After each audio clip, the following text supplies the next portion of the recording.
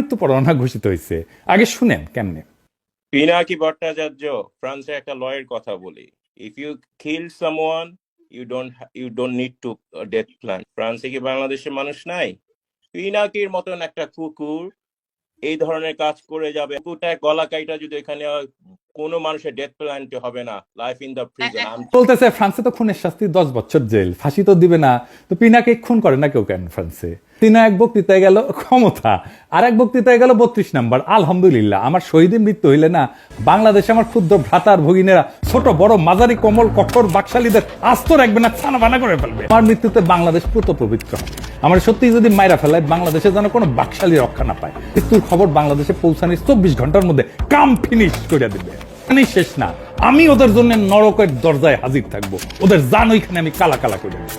আবার বাড়িছে বিশিষ্টজন। এই বিশিষ্টজনেরা বিশাল আসর হয়েছিল হাসিনার আমলে। তারা নানা বিষয়ে তাদের জ্ঞান গব্য বক্তিমা দিত আর পত্রিকাগুলো গুরুত্ব দিয়ে ছাপাইতো। তাদের জ্ঞান প্রচুর, তাও আক্কেল কম, তাই তারা বুঝতে পারতো না যে পাবলিকে যাদের কিন্তু মনে করে মুই কি হনুরে, এরাই হইতেছে বিশিষ্টজন, বুঝাও। কারা কারা এটা করিছে দেখবেন, সে ঘুরে মা ঘুরছে সেই আমি বাকশালী ঘটনার লোকেরা কইছে ধানমন্ডি 32 নম্বর রোডের শেখ মুজিবুর রহমানের বাড়িটা ঘুরিয়ে দেওয়ার তীব্র ক্ষোভ এবং নিন্দা জানিয়ে বিবৃতি দিচ্ছেন 26 জন বিশিষ্ট নাগরিক, যাদের পাবলিক তারা বলছেন আইন শৃঙ্খলা বাহিনীর সম্পূর্ণ জ্ঞাতসারে যেভাবে বাড়িটি ভাঙা হয়েছে, আগুন দেওয়া হয়েছে, তাতে করে গভীরভাবে মর্মাহত, স্তম্ভিত এবং লজ্জিত হয়ে বিচার চায়। আমার তা করেছি তো আমরা, আমিও করেছি, আমি তো ডাক দিছি, তো আমার বিচার কর তুই। দেখি দেখি ক্যাঙ্কা তোর মাজাত জোড়ায়, দেখি হ্যাঁ একটা মামলা কর আমার নামে, দেখি কত তোর মাজাত কত জোর আছে, তোর 26 জন মিলা,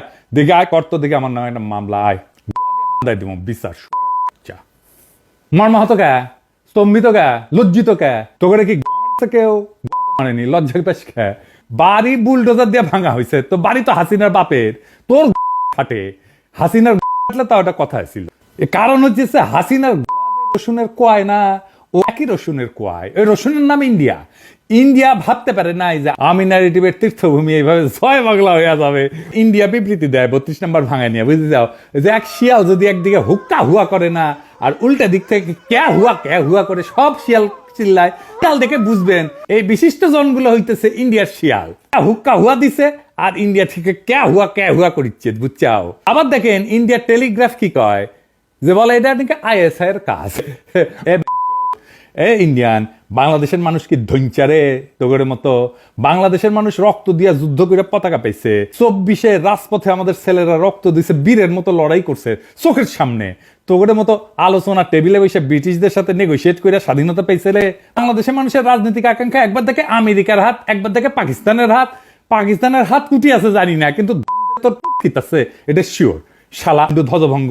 এই জন্য তো ইন্ডিয়ান নায়িকাগুলো খালি বাংলাদেশে আসে, বাংলাদেশের আগুন বরাবর পোলাপান গুলোর আকর্ষণে আসে, বীরত্বে মুগ্ধ হইয়া আসে। আরো আসবি শালা। 32 নম্বরের সাথে বাংলাদেশের গৌরবের ইতিহাস জড়িত নাই, আছে লজ্জা আর কলঙ্কের ইতিহাস। এই বাড়ি থেকে মুজিব আত্মসমর্পণ করে পাকিস্তানি বাহিনীর কাছে, দেশের মানুষকে গণহত্যার মুখে ফেলা নেতা নাকি সে।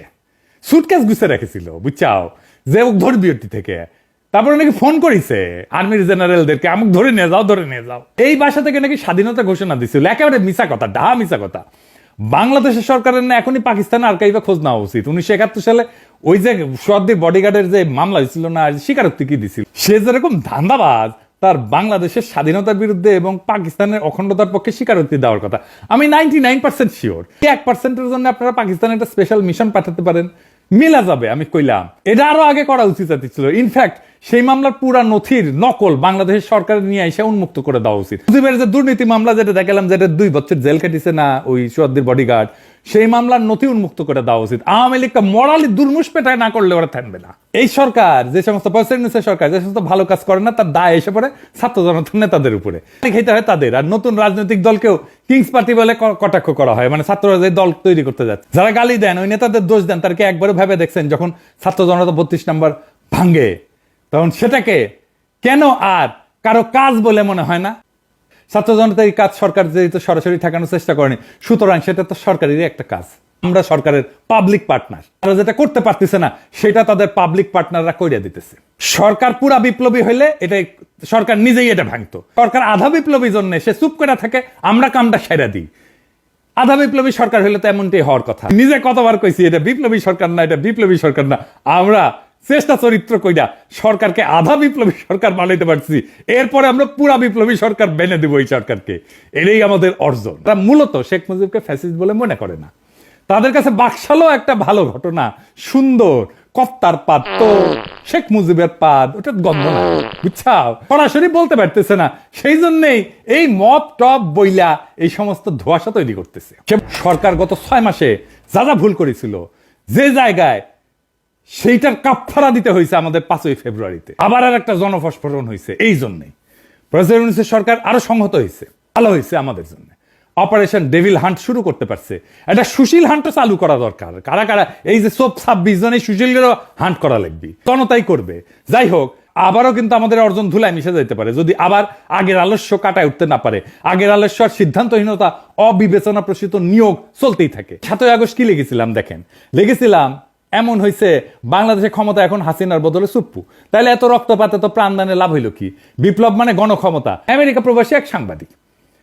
আচ্ছা বলেন তো, প্রফেসর ইউনূসের একজন আমেরিকা প্রবাসী সাংবাদিক দরকার, আপনার কার নাম মনে ভাইসা আসে? মনে মনে বলে চিন্তা করেন যোগ্য ক্যান্ডিডেট কনক সরোয়ার ইলিয়াস, তাই না? কনক সরোয়ার তো পিএইচডিও করেছে। অ্যাক্টিভিজম এমনই হাসিনারে প্যারা দিছে যে তার বোনকে জেলে নিছে তারে না তাই। কনক দারুণ জনপ্রিয় তো। ইলিয়াসের নানা সমালোচনা আছে, কিন্তু কনকের নামে আছে কোনো সমালোচনা নাই তো। কনক তো সবচাইতে যোগ্য এই পজিশনের জন্য, ইলিয়াসও যোগ্য। কনক বা ইলিয়াস যদি বিশেষ সহকারী হতো তাহলে সারা দেশে আনন্দের বন্যা বয়ে যেত। সরকার রাজনৈতিক সরকার না, তার তো সলিড অ্যান্টি ফ্যাসিস্ট দক্ষ জনপ্রিয় লোক দরকার। সব পজিশনে কনক কি পরিমাণে দাবরানির উপরে রাখতো আওয়ামী লীগকে চিন্তা করেন। সেটা করবে না। শুনলাম আলী রিয়াজ আর বদিউল আলম মজুমদার রিকমেন্ডেশন না হয়েছে। তো প্রফেসর ইউনূস, আপনি যে আয়নাঘর দেখতে যেতে পারেন না, এখনো পারতেছেন। এই ছাত্র জনতা তার শক্তি যে দেখাইছে ধানমন্ডি 32 নম্বরে, সেইটাতে আলী রিয়াজ করে দিছে, এটা দেয় নাই। এটা তো করে দেওয়ার শক্তিও নাই, সামর্থ্যও নাই। ওই ধানমন্ডি 32 নম্বরের সামনে কনক গিয়া দাঁড়াইলে, ইলিয়াস গিয়া দাঁড়াইলে লক্ষ লক্ষ পাবলিক যে আনন্দে সিক্কুর মারবে, ওই সিক্কুরের প্রতিধ্বনিতে 32 নম্বর ভাইঙ্গা খান খান হইয়া যেত, বুলডোজার লাগতো না।